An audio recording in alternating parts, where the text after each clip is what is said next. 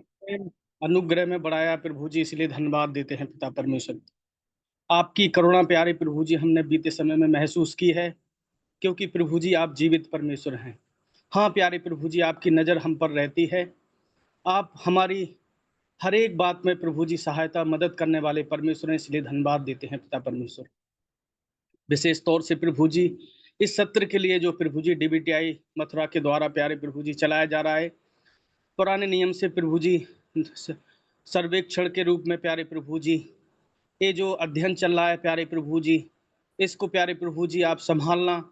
विशेष तौर से प्यारे प्रभु जी जो आपके दास अलग अलग स्थानों से इतना मेहनत करके प्यारे प्रभु जी और प्यारे प्रभु जी भक्तों के सामने जो परोसते हैं प्यारे प्रभु जी, उनको ग्रहण करने पाएँ और प्यारे प्रभु जी अपने हृदय में और प्यारे प्रभु जी अपने जीवन में लागू करने पाएँ और सीखने पाएँ, क्योंकि हाँ प्यारे प्रभु जी आपका वचन ही है जो हमें राह दिखाता है। राह और सच्चाई और जीवन प्रभु जी आप ही, इसलिए धन्यवाद देते हैं। आगे के समय को प्रभु जी आपके हाथों में सौंपते हैं और आपके दास प्रभु जी जो भिलाई से जुड़ रहे हैं उनको भी प्रभु जी आपके हाथों में सौंपते हैं। प्यारे प्रभु जी आप उनके द्वारा बात करें और प्यारे प्रभु जी जो बताना चाहते हैं हम सभी प्यारे प्रभु जी उससे प्यारे प्रभु जी लाभान्वित हों, हम विधि प्रार्थना करते हैं पिता परमेश्वर। हर एक बात के लिए धन्यवाद देते हैं। महिमा तारीफ प्रशंसा सब कुछ प्यारे प्रभु जी आपको देते हैं। इस छोटी सी प्रार्थना को हमारे जल्द आने वाले महान पवित्र परमेश्वर प्रभु यीशु मसीह के मधुर मीठे नाम में होकर मांगते सुनो दे शीघ्र कर स्वर्गीय पिता, आमीन।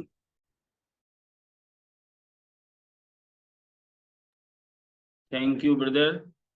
आज के इस अध्ययन में, आज के सत्र में हम लोग आगे बढ़ेंगे और हम भाई अमित काप से जो हमारे बीच में भिलाई से कल इसको सत्र को लिए थे, उनका हम स्वागत करते हैं। आज के सत्र के लिए प्रभु अगुवाई करे और भाई हमारे बीच में आज के सत्र को लेने आए।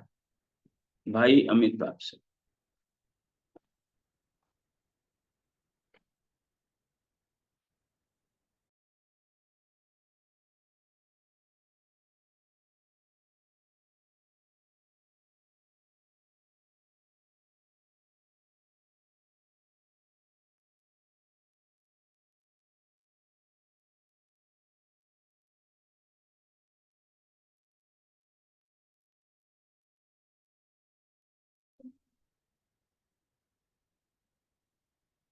मेरी आवाज आ रही है? जी जी ब्रदर। धन्यवाद। धन्यवाद जुड़े हुए सभी प्रियों का, और विशेष करके जिस इस सेवा के संचालन को जो कर रहे हैं संजीव भैया, जो भाई ने प्रार्थना की, और समस्त जुड़े हुए विश्वासी आदरणीय श्रोताओं का हम प्रभु यीशु मसीह के नाम में धन्यवाद करते हैं। जय मसीह की। आइए हम अपने अध्ययन को शुरू करें। अंग्रेजी में एक कहावत है, revise revise and be wise. तो रिवाइज यानी फिर पुनः हम उसे दोहरा लें थोड़ा सा उन बातों को समझने के लिए कि कल हमने क्या देखा था। तो मैं पूरी बातों को नहीं दोहराऊंगा। जहां पे हमने निष्कर्ष किया था, कंक्लूशन, उसके सार को जो हमने देखा था, वहां से हम शुरू करेंगे। और उसके बाद प्रभु के दास भाई दीपक से मेरा आग्रह रहेगा कि वो उसके बाद प्रेजेंटेशन या जो फिर स्क्रीनिंग हो रही है उसके बाद में उसे दें। तो हमने कल देखा था कि इज़रा और नेहम्याह की पुस्तक में किस प्रकार से 3 लोगों के नेतृत्व में बेबीलोन में परमेश्वर के जो लोग थे उन लोगों को वापस वहां लेकर के अपने देश, अपने नगर यरूशलेम में किस प्रकार परमेश्वर उन्हें पहुंचाता है। परंतु निष्कर्ष में हमने कुछ बातों को देखा था। जस्ट एक हल्की सी झलक मैं देना चाहूंगा ताकि थोड़ा सा याद हो जाए और हम लोग पुनः उसे आगे बढ़ पाए। इज़रा और नेहम्याह की पुस्तक उस मसीहा या जिस मसीह के आने की वे लोग बाट जोह रहे थे, मंदिर और परमेश्वर के राज्य की भविष्यवाणी में हमारी आशाओं को जगाता है, शुरू करता है। लेकिन फिर ऐसा कुछ नहीं होता, बातें थम सी जाती है। हालांकि परमेश्वर अपने देश में लोगों को वापस लेके आ जाता है तीनों अगुओं के नेतृत्व में, इजरायली लोग वापस जरूर आते हैं, लेकिन उनके भीतर, उनके आंतरिक जीवन में जो परिवर्तन होना चाहिए, उस परिवर्तन को हम वहां उनके जीवन में नहीं पाते। इजरा और नहम्याह अपनी पूरी कोशिश करते हैं, बोलते हैं ना, पूरा कोशिश कर दिया, एड़ी चोटी लगा दिया, लेकिन उनके जीवन में कोई खास बदलाव को हम नहीं देखते। यह वही जरूरत है जिसे यिर्मयाह, यहेजकेल लोग, जो अपने प्रभु के जो दास भविष्यद्वक्ता, जिस बात का भविष्यवाणी किए थे कि ये बातें होंगी, उन बातों में वे लोग देखते हैं कि उनके जीवन में जो बदलाव नहीं आया, उसके कारण से एक निराशाजनक अंत को हम देखते हैं। हालांकि किताबें एक निराशाजनक अंत पर समाप्त होती है, लेकिन हमें यह जानने के लिए पढ़ना जरूरी पड़ता है, परमेश्वर अपनी महान वाचा या उस वादे को जिसकी चर्चा हम उत्पत्ति की पुस्तक 3 अध्याय और उसके 15वें पद से कर रहे हैं, और जो जिस प्रकार कल मैंने बोला था, वो थ्रेड लाइन, उस धागे की रेखा को लगातार होता हुआ हम देखते हैं। परमेश्वर अपनी महान वाचा के वादों को कैसा पूरा करने जा रहा है, उसमें हम अगर लगातार बने रहें तो निश्चित रूप से बातें हमें समझ में आएंगी। इतनी बातें हो गई। तीन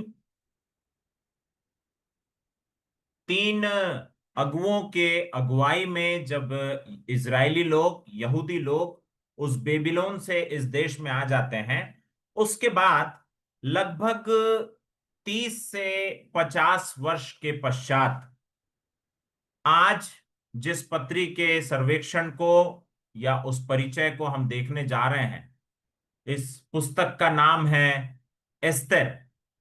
मैं चाहूंगा भाई दीपक से कि वो उसे डिस्प्ले करें।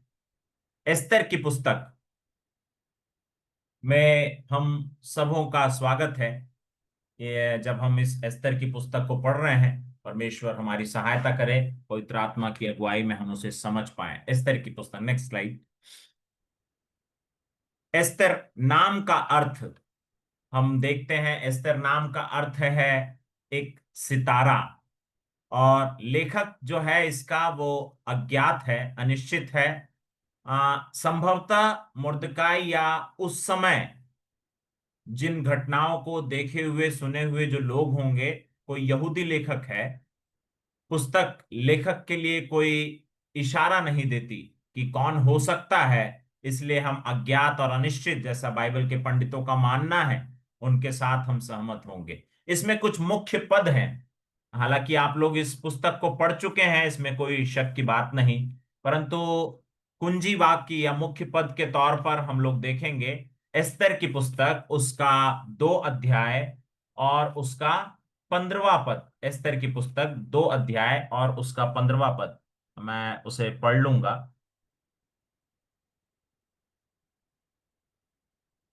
जब मुर्दकाई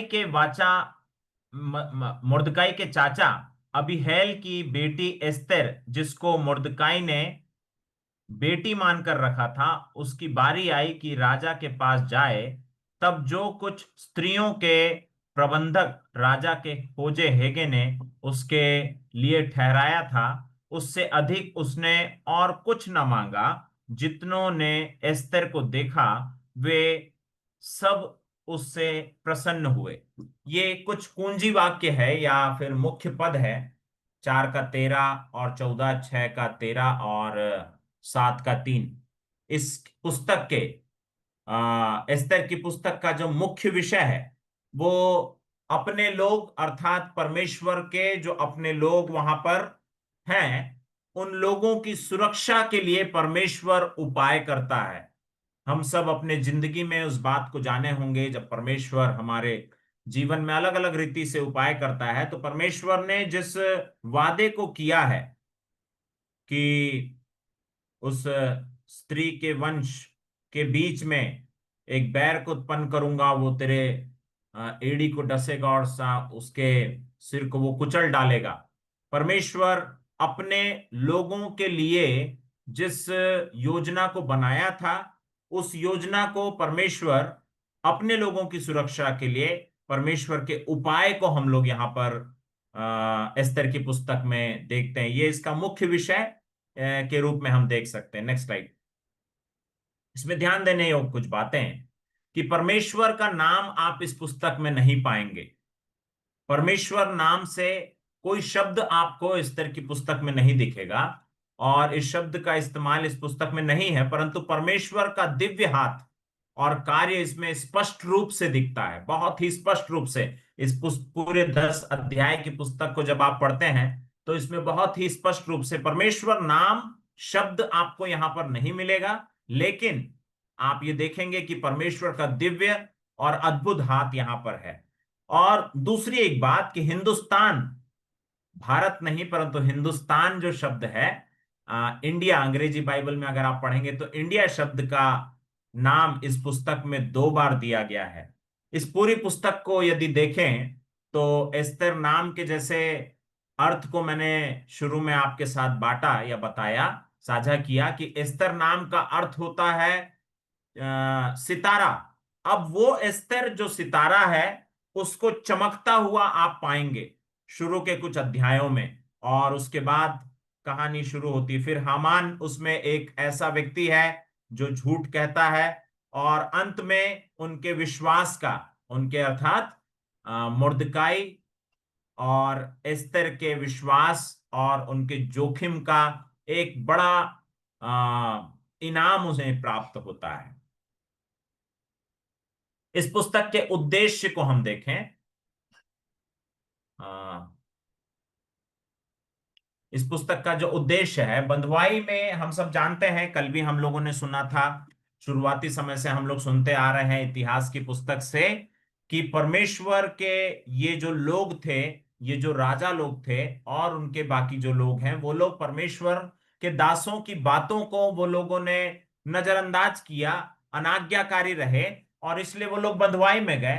बंधुआई से 3 चरण में वो लोग जब वापस आते हैं, अब उन समय में बंधुआई से वापस आए हुए जो यहूदियों को इस बात से प्रोत्साहित करना चाह रहा है लेखक कि परमेश्वर की विश्वास योग्यता अपने लोगों के लिए अमर है। ये परमेश्वर जिसको वो लोगों ने पाया है, वो परमेश्वर का विश्वास योग्यता, हम भले उसके लिए अविश्वास योग्य रहें, या ये लोग स्वयं यहूदी लोग परमेश्वर के विरोध में कई प्रकार से, वो लोग हम शुरू से देखते आ रहे हैं कि वो लोग बलवा किए, लेकिन परमेश्वर अपनी विश्वास योग्यता अपने लोगों के लिए हमेशा अमर है, यानी कभी उसकी विश्वास योग्यता खत्म नहीं होती। हम लेमेंटेशन, उसके विलाप गीत में भी हम पढ़ते हैं कि उसकी विश्वास योग्यता प्रतिभोर नहीं होती जाती है। आगे अगला हम देखते हैं कि भले ही उसके लोग परमेश्वर के प्रति ईमानदार ना हो, परंतु वह सदा विश्वास योग्य रहता है, ईमानदार रहता है। तो इस बात को लेखक उन यहूदी लोगों को, अपने लोगों को परमेश्वर वहां पर बताना चाहता है कि मेरी योजना तुम्हारे प्रति अभी भी समाप्त नहीं हुई है, अब तक चलाया हूं, आगे भी चलाऊंगा। Our God is faithful. अगला, पुरीम पर्व, एक त्योहार का आरंभ और उसका जश्न का जिक्र इस पुस्तक में हम लोग पाते हैं। और इस पुरीम जो त्योहार है, इसे बहुवचन में पुरीम का वो पर्व नाम है जिसे यहूदी लोग हामान से अपने छुटकारे को स्मरण में मानते थे। हामान जो है उसे अगर आप लोग पढ़े हैं या पढ़े हैं जो लोग, वो लोग जानते होंगे कि हामान ने क्या भूमिका निभाई। एक प्रकार का इस पुस्तक में देखा जाए तो बहुत ही क्रूर और कुड़बुद्धि वाला एक वो व्यक्ति था जो परमेश्वर के जन और परमेश्वर के लोगों के विरोध में वो काम करता है, और उसका उसका डर मानो खौफ लोगों को समाया हुआ था।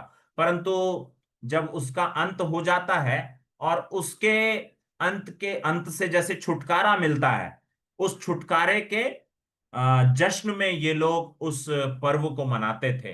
पुरीम पर्व का आरंभ और उसका जश्न का जिक्र यह पुस्तक बताती है। तो 3 कुछ बातों पे प्रकाश दे दिया जा सकता है, जो 3 बातें आपके सामने लिखी है, ये इस एस्तर की पुस्तक का उद्देश्य है। Next slide.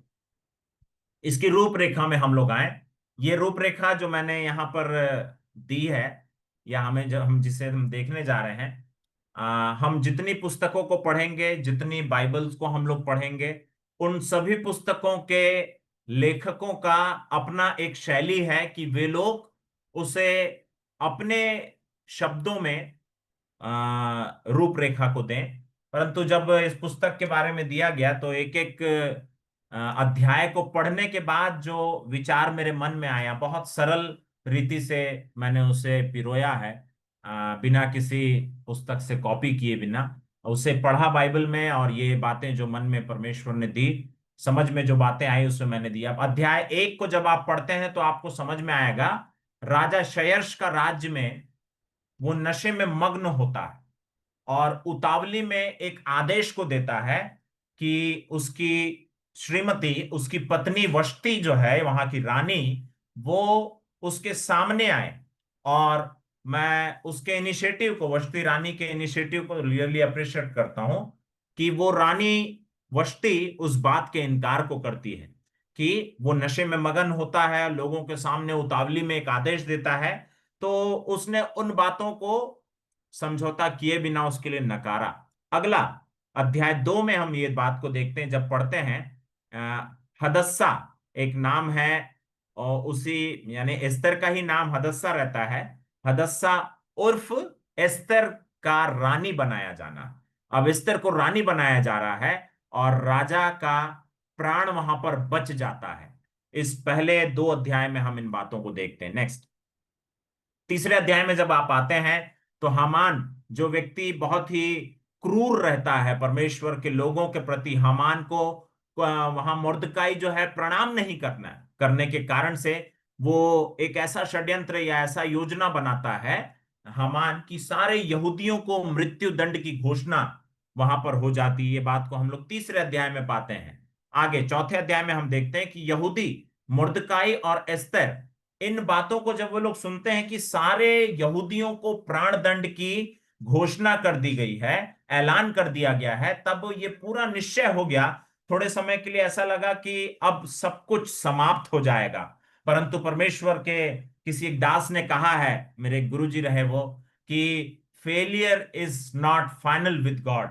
उनके जिंदगी में जो कुछ भी हुआ परमेश्वर के लिए, अगर वो लोग वैसे एक समय में अपने जिंदगी में जब प्रभु के लोग असफल रहे, वो परमेश्वर के साथ अंत का समय नहीं था। यहूदी मुर्दकाई और एस्तर वो लोग उपवास करते हैं और एक बहुत बड़े जोखिम को वो लोग उठाते हैं। उस बात को हम चौथे अध्याय में देखते हैं।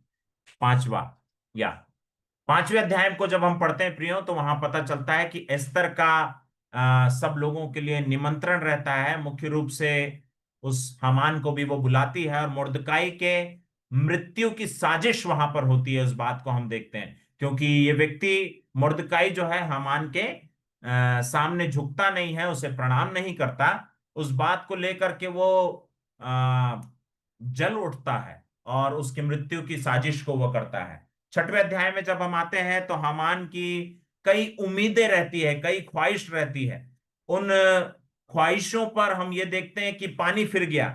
क्यों ऐसा हुआ? क्योंकि जिस प्रकार इस पुस्तक का मुख्य विषय है कि परमेश्वर अपने लोगों के छुटकारे के लिए निश्चित रूप से उपाय करने वाला परमेश्वर है। तो हामान जितने भी उम्मीदों को कर रहा था, परमेश्वर उसके जन, उसके लोगों के विरोध में उन उम्मीदों और ख्वाहिशों पर पानी फिर जाता है।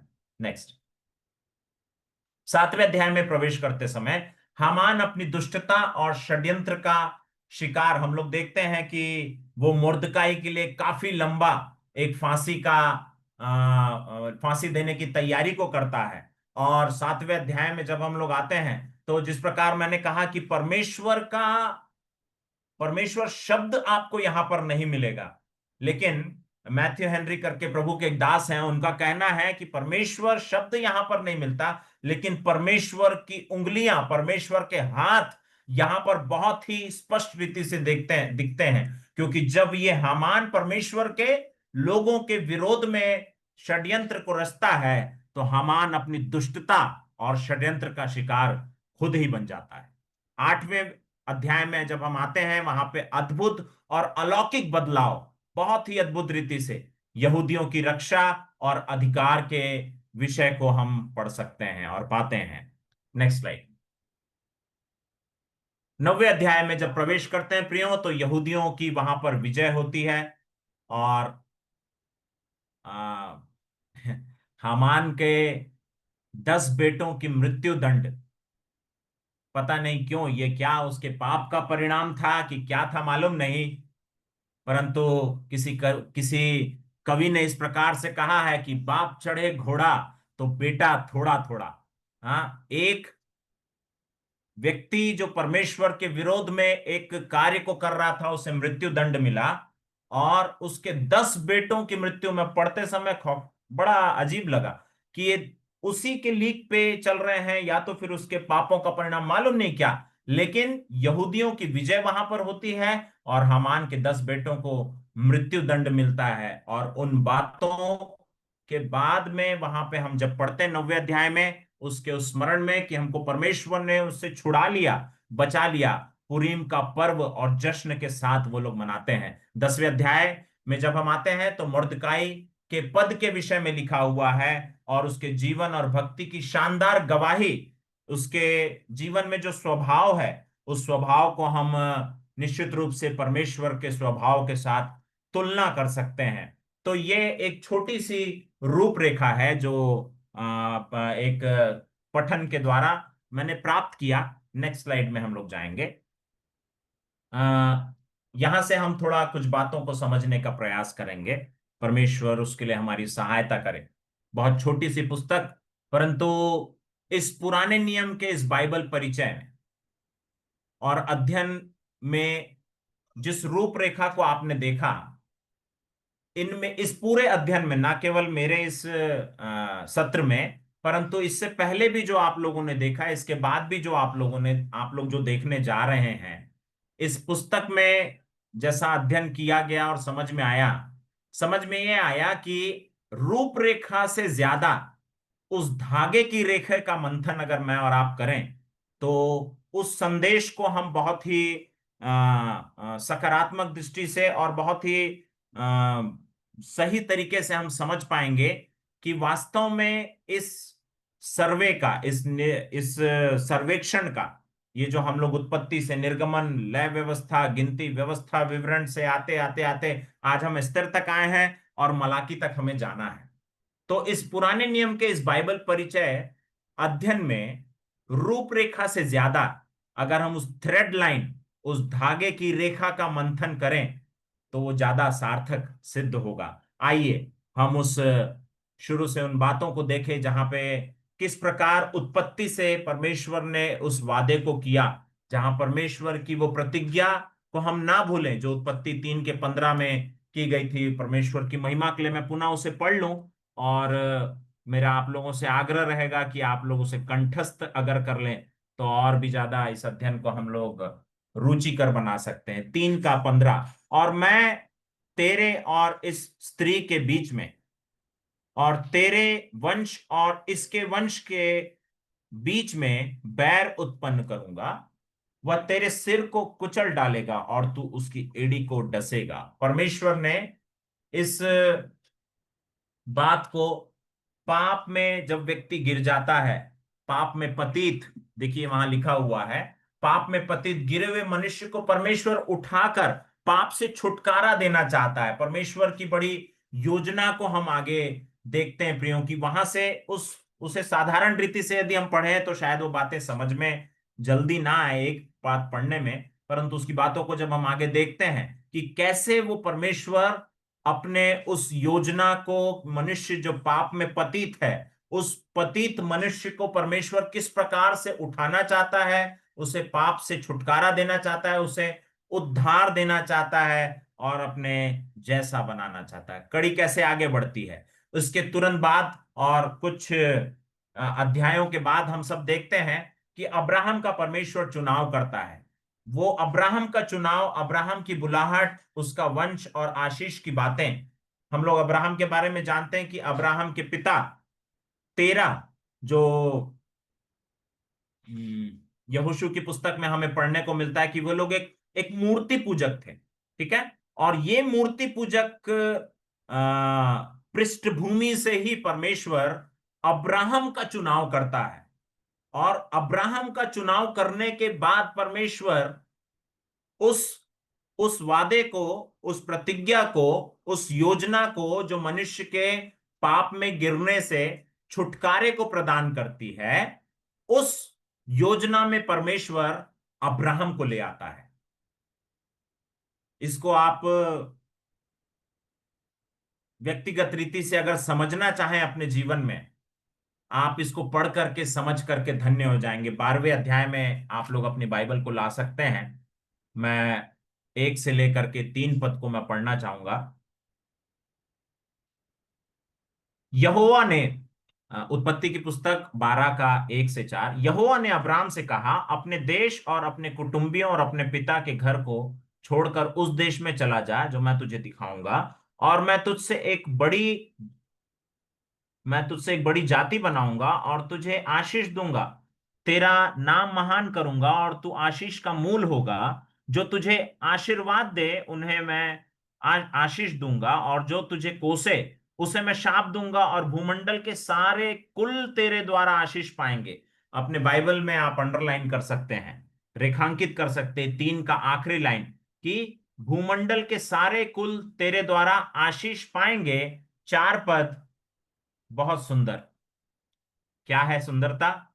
यहोवा के इस वचन के अनुसार अब्राहम चला। प्रियो, that is the beauty of Christianity. ये मसीही जीवन की एक खूबसूरती है जो विश्वास के पिता अब्राहम से मैं और आप देखते हैं कि वो अब्राहम परमेश्वर के आज्ञा और उसके वचन के अनुसार चला। Next slide. और इसके बाद फिर 15वें अध्याय में फिर से परमेश्वर के साथ अब्राहम का सामना होता है, और 15 के 5 में हम सब ये देखते हैं कि अब्राहम के साथ वाचा और वायदे के देश का जिक्र और उन्हें बढ़ाने की प्रतिज्ञा, कि परमेश्वर बोला मैं तुम्हें बढ़ाऊंगा। उस बात को परमेश्वर 15वें अध्याय में, मैं अभी ये धागे के रेखा को लेकर के चल रहा हूं, इस बात का ध्यान दें, आपको मैं एस्तर तक पहुंचाने का प्रयास कर रहा हूं। अब्राहम के साथ वाचा और वायदे के देश का जिक्र और उनको बढ़ाने की प्रतिज्ञा परमेश्वर वहां पर करता है। न केवल इतना, परंतु 17वें अध्याय में जब हम आते हैं तो वाचा का चिन्ह, तेरे वंश के द्वारा राजा उत्पन्न होंगे, उस बात को हम पढ़ लें जरा।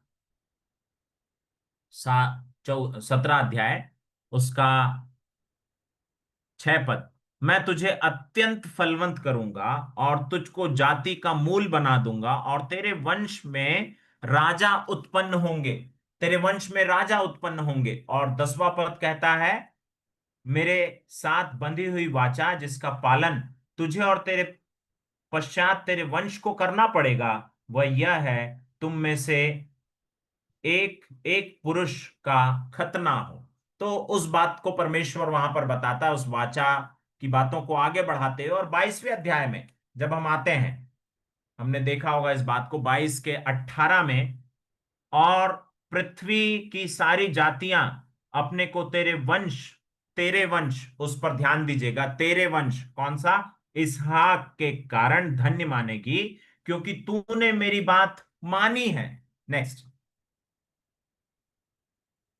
और उस इसहाक से हम सब जानते हैं कि याकूब वहां पर आता है, और याकूब के जिंदगी से हम देखते हैं याकूब से फिर यूसुफ, और यूसुफ को परमेश्वर मिस्र में पहुंचा देता है।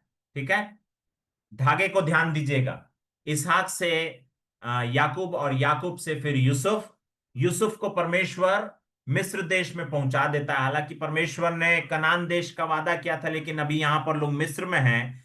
क्यों मिस्र में हैं?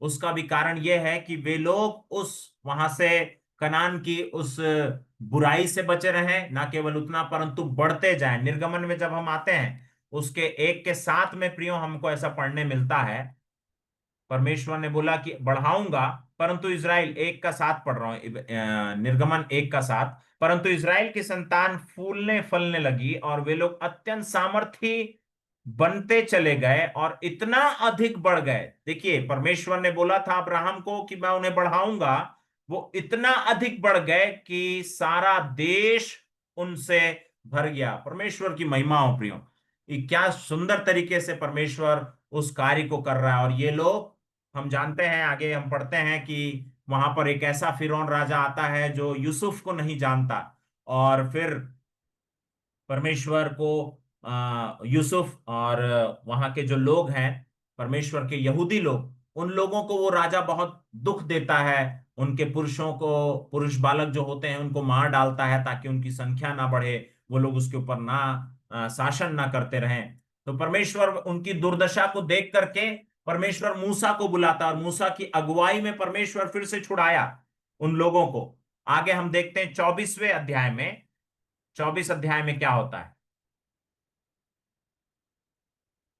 निर्गमन 24 का 7 और 8 पढ़ूंगा।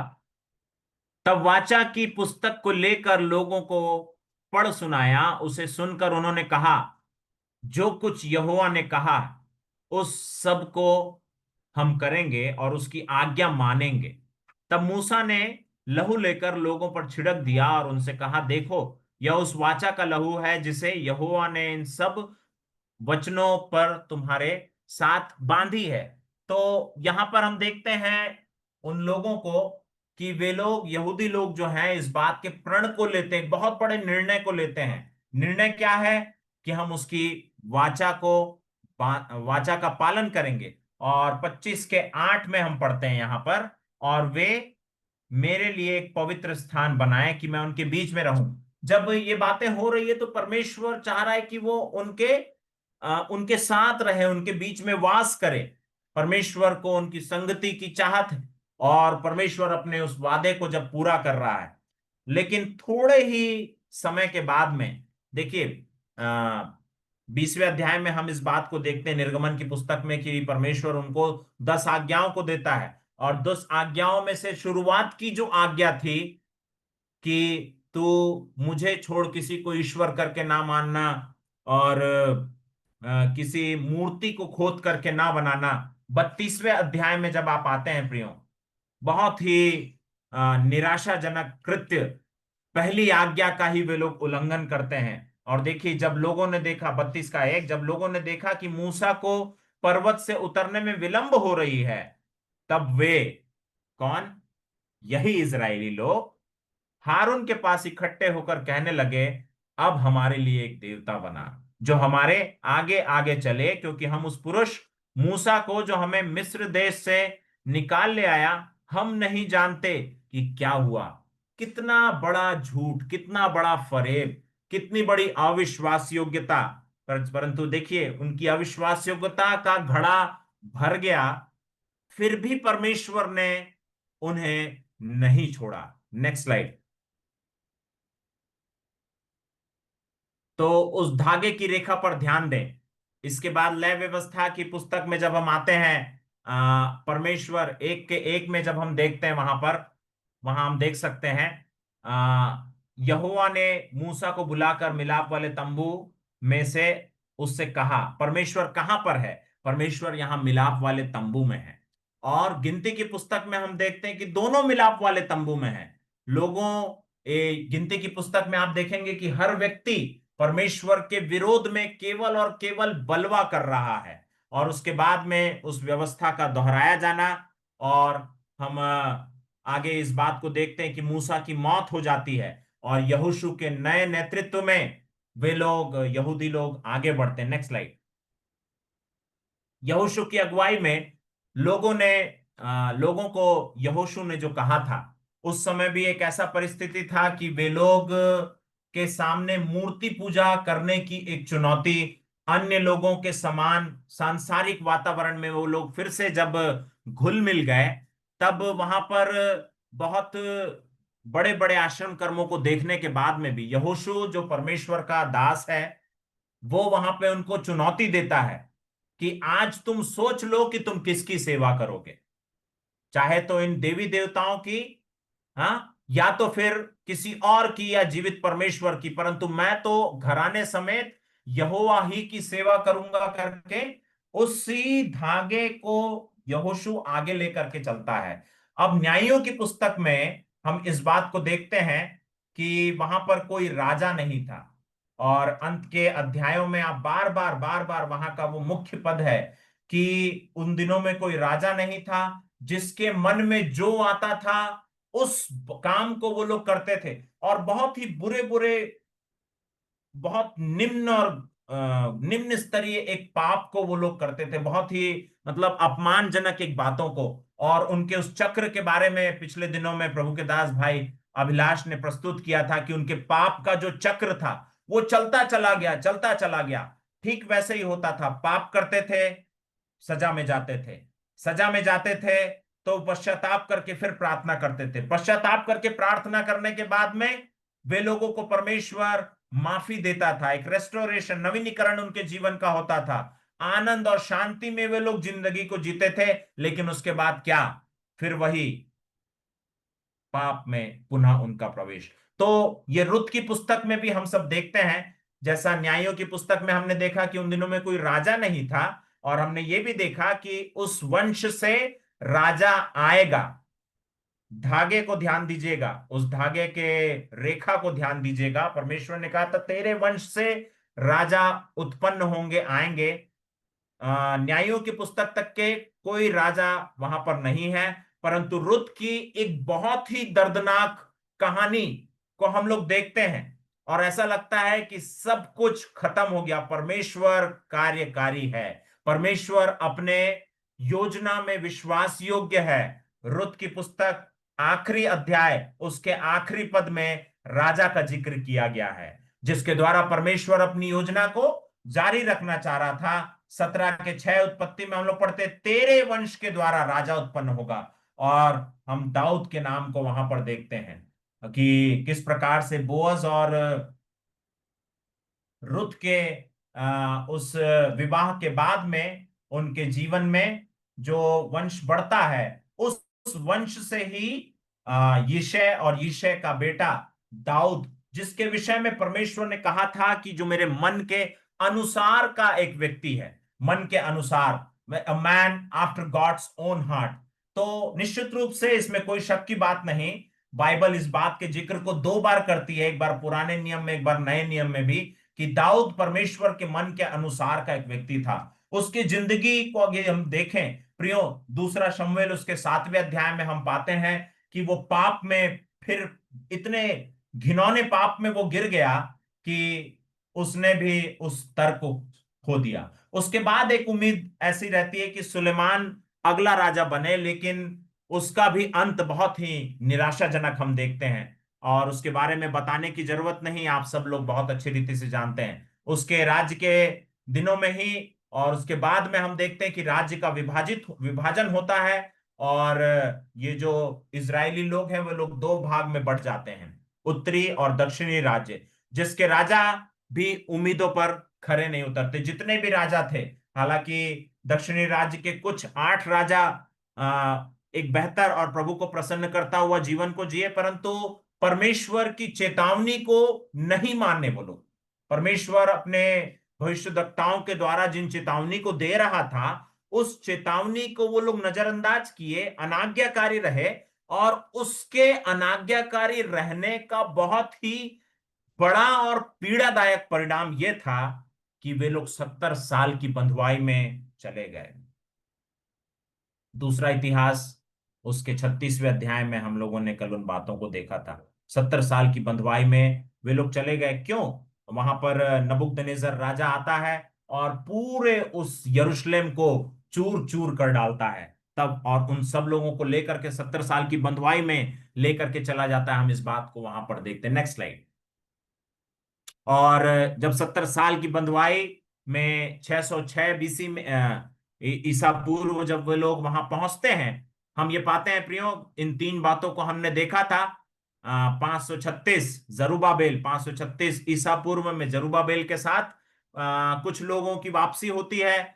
उसके बाद में 458 में इजरा, जो यहोवा की व्यवस्था का शास्त्री था, मूसा की व्यवस्था का अच्छा एक स्किल्ड शास्त्री और याजक, जो उनके आत्मिक सुधार के लिए बहुत ही ज्यादा परिश्रम करता है, उसके साथ कुछ लोग वापस आते हैं। और उसके और कुछ वर्षों के बाद नहम्याह 444 ईसा पूर्व वे लोग बंधुआई से वापस लेकर के आते हैं। लेकिन कल जैसा मैंने बताया था, ZEN, जरुब्बाबेल, एजरा और नहम्याह, ये तीनों के तीनों विफल रहे। अपने उस पूरे प्रयास को उन लोगों ने जरूर किया, परंतु ये तीनों के तीनों विफल रहे। फिर यरूशलेम जरूर वापस आ गए ये लोग, लेकिन उनका मन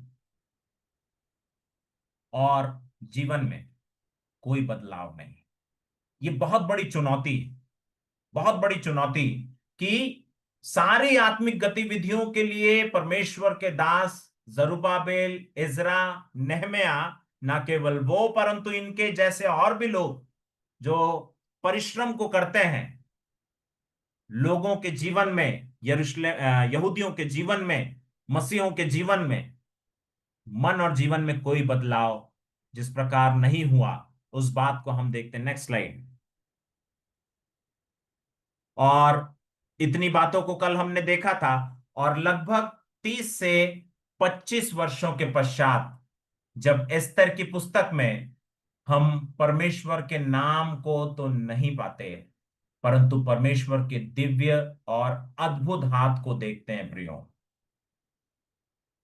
उस धागे की रेखा को स्मरण करें, उत्पत्ति से लेकर के इस एस्तर की पुस्तक तक कई बार परमेश्वर के लोगों ने, यहूदियों ने परमेश्वर के हाथ को छोड़ा, बेईमान हुए, परंतु परमेश्वर यहां पर भी उन लोगों के हाथ को नहीं छोड़ता। उसके अद्भुत और दिव्य हाथ को हम देखते हैं, जो परमेश्वर ने अपने इज़राइल, मैंने जानबूझ के उस कोष्टक को डाल करके उसमें राजकुमार लिखा है, राजकुमार के जैसी इज़राइल प्रजा को, ये याकूब, नाम इसका याकूब था। समझ सकते हैं आप लोग याकूब का मतलब क्या होता है? धोखेबाज।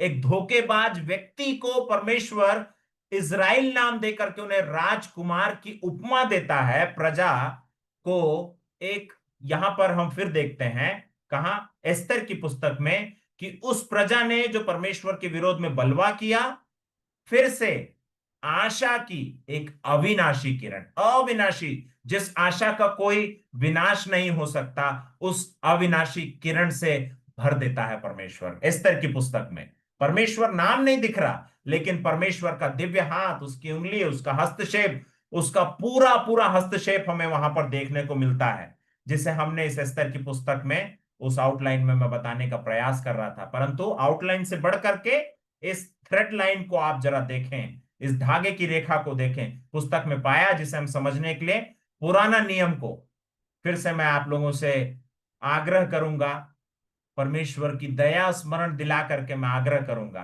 कि इस पुराने नियम को दिलचस्पी के साथ पढ़ते रहें, और आप इस बात को जानेंगे कि कैसे परमेश्वर ने अपने नबियों के द्वारा, भविष्यद्वक्ताओं के द्वारा दिए गए वादों को परमेश्वर कैसा पूरा करेगा। Next time, next slide. तो इस धागे की रेखा को अगले सत्र में हम काव्य पुस्तकों में प्रभु के दासों के द्वारा सुनेंगे। तब तक आप सबको मसीह का अनुग्रह और शांति मिलता रहे। धन्यवाद। शुभ रात्रि।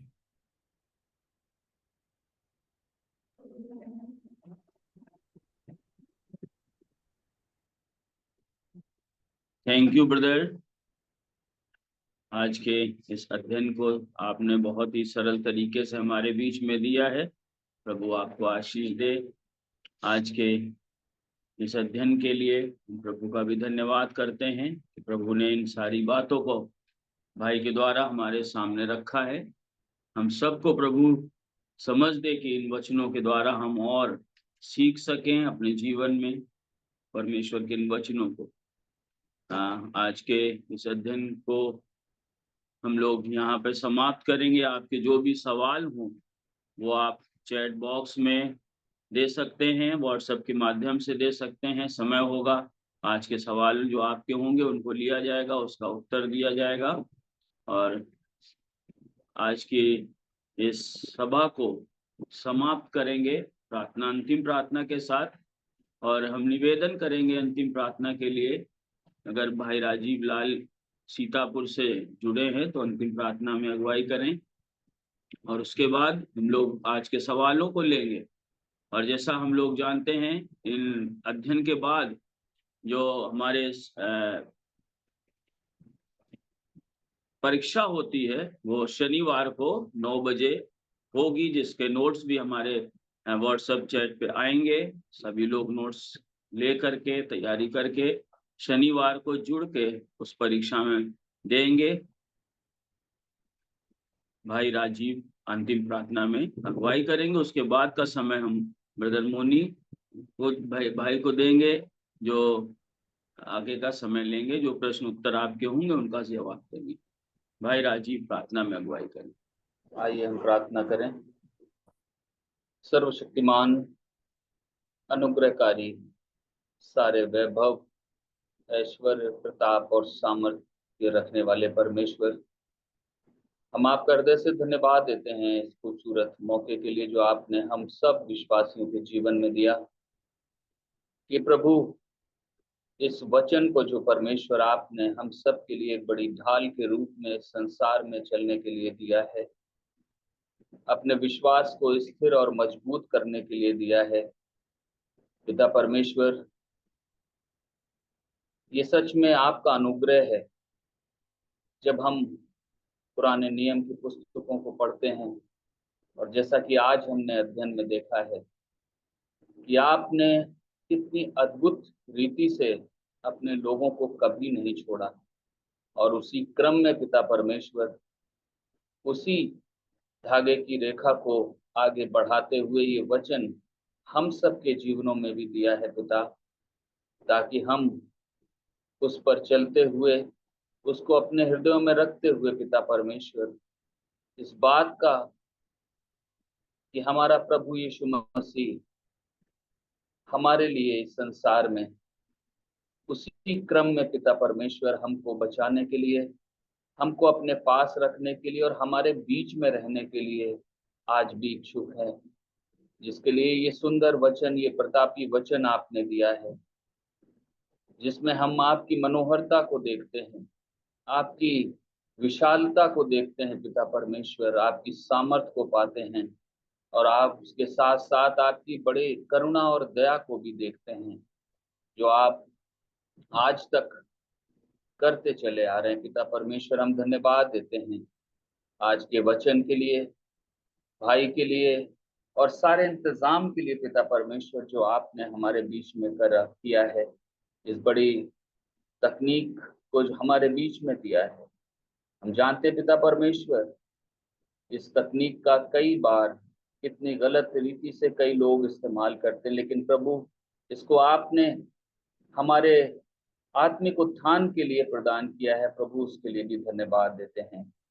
बाबा आसमानी, जो भी वचन अभी हमने सीखा है पिता, ये हमारे जीवन में निरंतर अपना काम करता रहे। प्रभु, हम सबको पवित्र आत्मा से भरपूर करें पिता, ताकि इसके महत्व को समझते हुए हम अपने जीवन को इस पाप भरे संसार में चला सकें, अपने जीवन को एक आपके लिए गवाही का जीवन बना सकें पिता परमेश्वर। और इस बात को हमेशा स्मरण रखें कि हमारा परमेश्वर आज भी कार्यरत है। हम कितने भी बेईमान हो जाएं, लेकिन वो हमारे लिए हमेशा ईमानदार है। जो इच्छा हजारों साल पहले अनादिकाल से थी, और आज भी परमेश्वर आपकी मर्जी यही है कि आप हमारे साथ रहें, हमें चलाएं, हमारा हाथ पकड़ें पिता परमेश्वर। होने दे पिता कि इन तमाम बातों की गंभीरता को समझते हुए हम अपने विश्वासी जीवन को संपूर्ण रीति से आपके हाथ में सौंप सकें पिता परमेश्वर, और अपने जीवन को, और जहां भी हम कार्य करते हैं, जहां भी हमारा कनेक्शन होता है पिता परमेश्वर, हम आपकी महिमा को दिखा सकें पिता परमेश्वर। हमारे जीवनों को देखकर लोग प्रभु आपको पहचाने और आपको महिमा देने वाले हों। इस बड़े तमाम इंतजाम के लिए एक बार फिर से आपका धन्यवाद देते हैं। सभी जुड़े हुए लोगों को परमेश्वर आप आशीष दें पिता परमेश्वर, आत्मिक उन्नति दें स्वर्गीय पिता, और हम सबको गवाही का पात्र बनाए। इसके बाद जब क्वेश्चन आंसर्स का सेशन है पिता परमेश्वर, उसमें भी आप सहायता करें। आप हर एक कनेक्टिविटी को अच्छा रखें, और आप अपने वचन के अनुसार, बुद्धि के अनुसार परमेश्वर आंसर देने वाले हर एक व्यक्ति के साथ हों। इस छोटी सी विनती को अपने उद्धारकर्ता प्रभु यीशु मसीह के नाम मांगते हैं, सुने और ग्रहण करें पिता। आमीन। आमीन।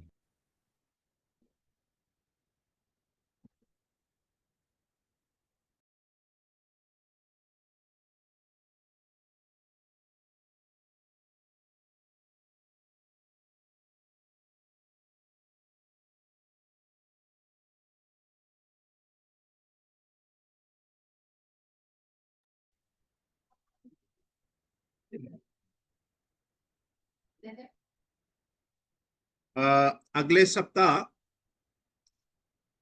सप्ताह काव्य किताबें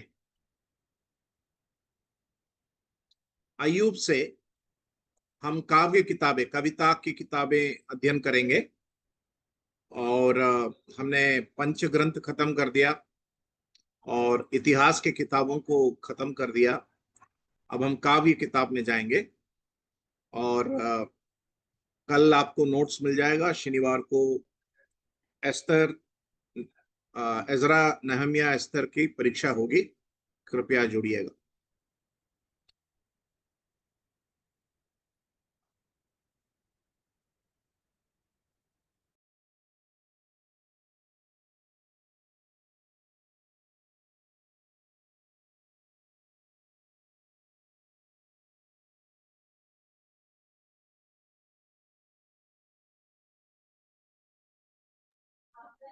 जो आपने पूछा है मत्ती और लूका की वंशावली मिलती क्यों नहीं है, हम उस सवाल के जवाब को जब न्यू टेस्टामेंट सर्वे होगा, when the new testament survey will go on, will start, उस समय उसका जवाब देंगे। क्योंकि जब आप उसको पढ़ लेंगे, मत्ती, मरकुस, लूका, जो साइनॉप्टिक्स गॉस्पेल्स है, आप जब उसको पढ़ेंगे तो उसका जवाब जरूर हम देंगे। उस समय वो सवाल जरूर आएगा कि मत्ती में जो वंशावली है लूका की वंशावली के साथ तालमेल क्यों नहीं है। उसका जवाब देंगे। पुराने नियम का सर्वेक्षण के बाद एक छोटा सा ब्रेक होगा, उसके बाद नया नियम का सर्वेक्षण शुरू होगा, क्योंकि हम प्रकाशित वाक्य तक इस अध्ययन को लेकर जाएंगे।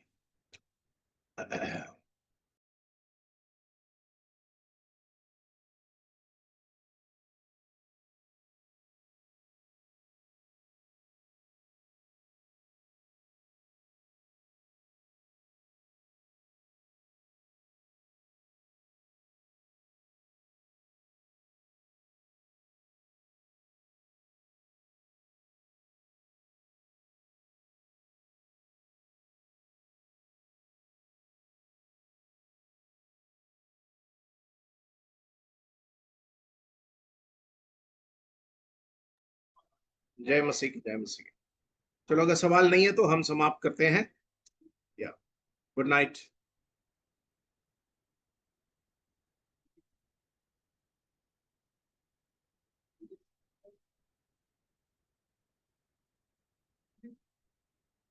क्या अनम्यूट नहीं हो सकता?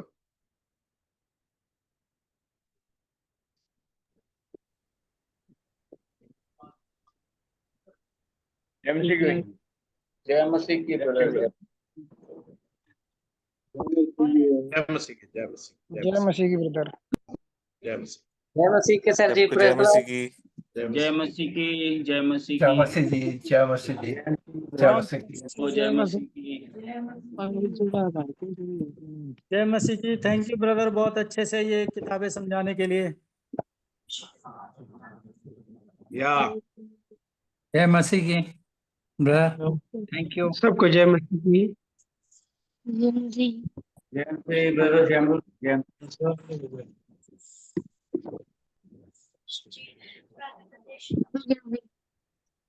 हम में बड़े आदमी।